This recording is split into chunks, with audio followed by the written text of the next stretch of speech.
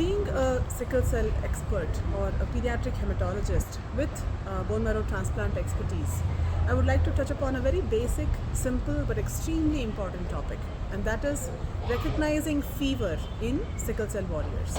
Why is fever a very important symptom? Why is it something that has to be picked up at the earliest and managed at the earliest?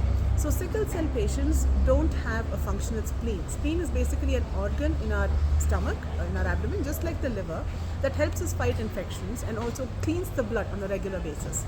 The reason spleen is important is mainly, as I said, it provides an important part of your immune system or your power to fight infections.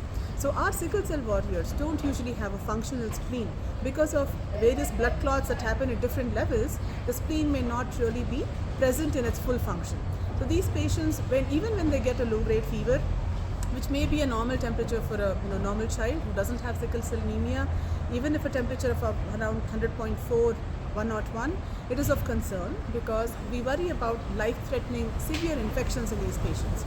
So it's important to recognize, keep a close eye on your child's activity at the time when they have a fever, pick it up at the earliest, start oral fluids as soon as possible at home, make sure that they're assessed by their pediatrician or by their pediatric hematologist because they might require a course of antibiotics.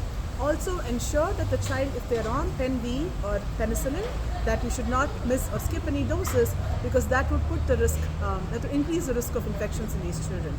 Make sure to keep an eye on the fever profile and the activity of your sickle cell warrior so you can prevent a lot of emergencies just by being careful at home.